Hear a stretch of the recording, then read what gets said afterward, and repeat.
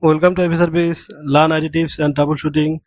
Today I am showing how to enable Windows Administrator account in Windows 11 and 10, whatever you use.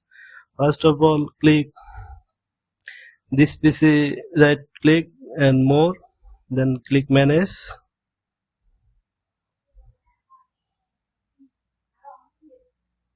Now we'll go local user and groups, click user.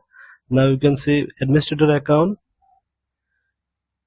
click right, then go properties. Now we can change accounts is disabled uncheck, then apply. Okay, your administrator account now actually open. Now we can rename this admin.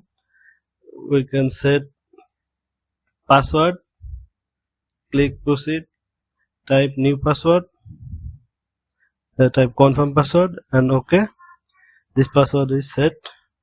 Close. Like, comment, share and subscribe.